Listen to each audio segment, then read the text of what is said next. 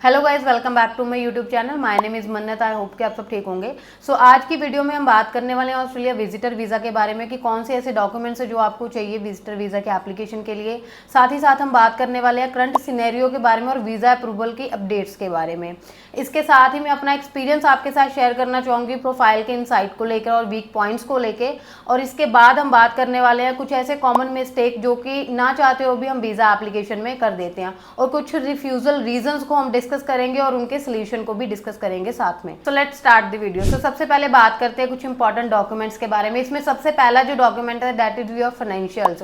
Financial documents visa officer को ये clear होना चाहिए कि आप इतने कैपेबल हो कि आप अपना जो ट्रिप है उसको अफोर्ड कर सकते हो। उसके लिए आपके बैंक स्टेटमेंट, आपकी आईटीआर, आपके जो स्पॉन्सर डॉक्यूमेंट्स हैं वो बहुत मेजर रोल प्ले करते हैं। तो नेक्स्ट जो आपका डॉक्यूमेंट है that is your purpose of visit. तो पर्पस को क्लियर करने के लिए जो भी आपके डॉक्यूमेंट्स हैं वो क्लियर होने चाहिए। आपका पर्पस क्लियर होना चाहिए। वीज़ा ऑफिसर को ये क्लियर होना चाहिए कि आप मेरी कंट्री में क्यों आ रहे हो, कितने दिन का आपका प्लान है। आपका जो इनविटेशन लेटर है या फिर आपका टूर प्लान है, it should be clear and in details. ये जो डॉक्यूमेंट्स है ये आपके प्रॉपर जो है इन क्लियर फॉर्मेट जो है आपने प्रोवाइड करने होते हैं। इसके बाद जो आपकी चीज आती है that is reason to come back और आपके होम कंट्री के साथ टाइज। तो ये जो पॉइंट है, ज्यादातर हमारी जो रिफ्यूजल आती है वो इसी चीज के लिए आती है क्योंकि हमारे होम कंट्रीज के साथ जो टाइज है वो हम क्लियर नहीं कर पाते हैं। दूसरी तरफ हमारे जो फैमिली टाइज होते हैं वो हम क्लियर नहीं कर पाते हैं। तो यहाँ पे आपके इस रीजन को क्लियर करने के लिए क्या चाहिए होता है, आपका एम्प्लॉयमेंट लेटर हो गया या एम्प्लॉयमेंट के आपके प्रूफ हो गए, आपका बिजनेस का प्रूफ हो गया या आपके फैमिली टाइज हो गए। ये जो 3 डॉक्यूमेंट मैंने आपको बताए हैं ये बहुत ही मेजर रोल प्ले करते हैं आपकी वीजा एप्लीकेशन के लिए। अगर आप इन तीनों चीजों को जो है प्रॉपर जस्टिफिकेशन के साथ लगाते हो तो आपके एप्लीकेशन पे जो चांसेस हैं अप्रूवल के वो बढ़ जाते हैं। दूसरा, मैं आपके साथ एक एक्सपीरियंस अपना शेयर करूंगी। मेरे सब्सक्राइबर ने मेरे थ्रू जो है अपना वीजा एप्लीकेशन करवाया था। उनकी जो सबमिशन डेट थी वो थी 14 अप्रैल को हमने जो है इनका सबमिट किया था एप्लीकेशन, और इनका जो वीजा हमें रिसीव हुआ 17 मई को वीजा इनका रिसीव हो गया। अब इनकी जो प्रोफाइल है वो बहुत एक्साइटिंग थी और कुछ चैलेंजेस भी जो है यहाँ पे हमको देखने को मिले थे। और क्या प्रॉब्लम थी, इनके जो फाइनेंशियल थे वो काफी वीक थे और इसके बाद कुछ और भी चीजें थी जिसपे काम करने की जरूरत हमें थी। लेकिन हमने क्या किया, इनके जो डॉक्यूमेंटेशन है उसको स्ट्रॉन्ग रखा और जिन्होंने बहुत ही मेजर रोल लिया इनकी वीजा एप्लीकेशन पे अप्रूवल के लिए। तो अगर आप भी रिफ्यूज हो गए हो, रिफ्यूजल के बाद आपको ये चीजें करनी है कि आप री एप्लीकेशन करना चाहते हो, दोबारा एप्लीकेशन सबमिट करना चाहते हो, दोबारा वीजा लेना चाहते हो तो मिल सकता है वीजा। आपको भी डिपेंड करता है, हमें आइडेंटिफाई करना होता है कि आपके जो रिफ्यूजल के रीजंस हैं उसको हम कैसे जस्टिफाई कर सकते हैं। अब रिफ्यूजल के रीजंस बेसिकली होते क्या है या उनका सोल्यूशन क्या है। सबसे पहली बात है कि हम अपना फाइनेंशियल जो है उसको प्रूफ नहीं कर पाते हैं। अब वीजा ऑफिसर को एक ही चीज आपकी तरफ से चाहिए होती है कि आप फाइनेंशियली अपना ट्रिप जो है मैनेज कर सकते हो, उसको अफोर्ड कर सकते हैं। जहां आपकी एप्लीकेशन में ये चीज देखने को मिलती है कि आपका ट्रिप जो है आपकी तरफ से अफोर्ड नहीं किया जा सकता, तो वहीं पे आपका कहीं ना कहीं ये कारण बनता है कि आपकी जो वीजा एप्लीकेशन है उस पर रिफ्यूजल आपको मिलता है या नेगेटिव रिजल्ट जो है आपको मिलता है। इसके बाद होता है कि आप फेक डॉक्यूमेंट जो यूज करते हो। अब बहुत सारे केसेस में हमें ये देखने को मिलता है कि हमने प्रोफाइल चेंज कर ली या अपनी प्रोफाइल में चेंज करके अपना फेक डॉक्यूमेंट्स लगा रहा हूँ या कहीं से डॉक्यूमेंट अरेंज करके लगा रहा हूँ, वहां पे सबसे ज्यादा प्रॉब्लम आती है। अगर लगता है कि शायद ये चीजें एम्बेसी ऑफिसर को नहीं पता लग रही, वीजा ऑफिसर को चेक करते टाइम पता नहीं लग रही, तो ये हमारी बेवकूफ़ी है क्योंकि ऐसा बिल्कुल नहीं होता। अगर हमें ये लगे कि हमने कोई कुछ भी डॉक्यूमेंट लगा दिया तो शायद उनको पता नहीं लगेगा, बिकॉज ये आपका कहीं ना कहीं रिफ्यूजल का कारण तो बनता ही है। साथ ही साथ अगर आप किसी ऐसे मिसलीड या मिस गाइडेंस के उसमें फंस जाते हो तो वहां पे आपका बैन भी हो सकता है, जो एप्लीकेशन है उसको बैन भी हो सकता है। दोबारा आप वीजा एप्लीकेशन जो है ऑस्ट्रेलिया के लिए कर भी नहीं सकते हो। इसके बाद होता है कि आपके जो फैमिली टाइज हैं या आपके होम टाइज हैं उसको आप क्लियर नहीं कर पाते हो।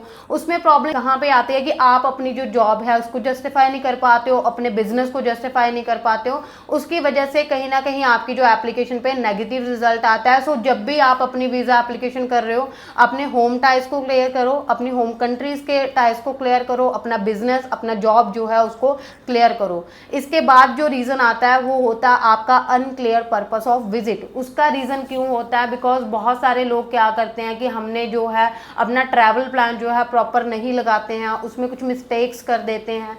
ठीक है, या डमी टिकट्स लगा देते हैं, डमी चीज़ें लगा देते हैं, उसकी वजह से आपका जो पर्पस है वो क्लियर नहीं हो पाता, उसकी प्रॉपर डिटेल जो है वो वीज़ा ऑफिसर को देखने को नहीं मिलती है, जिसकी वजह से आपका जो है रिफ्यूज़ल आ जाता है।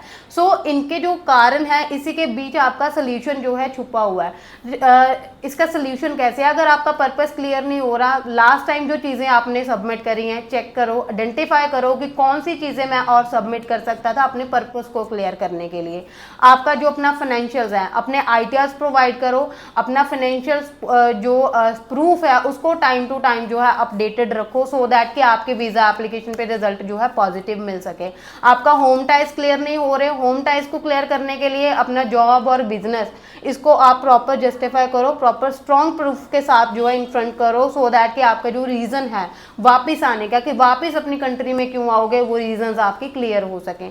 तो ये कुछ रीजंस होते हैं जो आपके रिफ्यूज़ल का कारण बनते हैं। अब इसके बाद बात करते हैं कि कौन सी ऐसी मिस्टेक जो आप कर देते हो उसको आप अवॉइड कैसे कर सकते हो। सबसे पहली बात जो कि मैं हर वीडियो में बोलती हूँ, अपने फेक डॉक्यूमेंट जो होते हैं उससे बचो। फेक डॉक्यूमेंट ना प्रोवाइड करके एक जेन्युइन जितना हो सके उतनी आप अपनी एप्लीकेशन को रखिए, क्योंकि जो वीज़ा आपको मिलना है वो आपकी प्रोफाइल पे मिलना है। और अगर आप अपना फर्दर कन्वर्जन करवाना चाहते हो, वीज़ा को कन्वर्ट करवाना चाहते हो, तो जितना हो सके प्रोफाइल जेन्युइन रखो, तो ही आपको इन फ्यूचर इस चीज़ का फ़ायदा मिल सकता है। इसके बाद अपनी एप्लीकेशन जो है फिल कर रहे हो, चाहे आप किसी एजेंट से करवा रहे हो, चाहे आप खुद से कर रहे हो, तो प्रॉपर चेक करो आपकी एप्लीकेशन में कोई भी ह्यूमन एरर नहीं होना चाहिए, आपकी तरफ से कोई ऐसी मिस्टेक नहीं होनी चाहिए।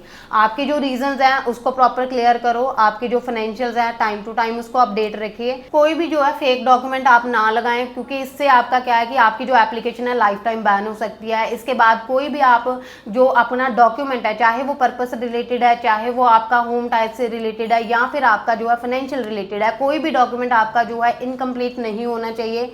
इसके बाद जो भी आप चीज़ें प्रोवाइड कर रहे हो वो आप चेक करिए कि आपकी जो है अपडेटेड चीज़ें ही होनी चाहिए। जो आप अपना जो है एप्लीकेशन में लगा रहे हो ये सारी चीज़ें आपकी अपडेटेड ही होनी चाहिए। बाकी जो भी आपके सपोर्टिंग डॉक्यूमेंट है, चाहे आपकी इन्विटेशन की प्रोफाइल है, चाहे आपकी इन्वाइटर की फाइल है, चाहे आपका स्पॉन्सर्ड एप्लीकेशन है, तो ट्राई करो जो भी इसके सपोर्टिंग डॉक्यूमेंट है वो आप प्रॉपर तरीके से प्रोवाइड करो। तो ये आपके ओवरऑल विजिटर वीज़ा को लेके जो है डिटेल थी। इन डिटेल मुझे लगता है मैंने सारी चीज़ें आपको बताई हैं और आपको क्लियर भी हुए होंगे आपकी जो क्वेरीज हैं। फिर भी अगर कोई क्वेरी आपकी रहती है जो आप मैं नहीं क्लियर कर पाई हूँ वीडियो के थ्रू, तो आप मुझे तो जो है व्हाट्सएप के थ्रू कनेक्ट कर सकते हो और अपनी जो प्रोफाइल है वो डिस्कस कर सकते हो। Thank you so much.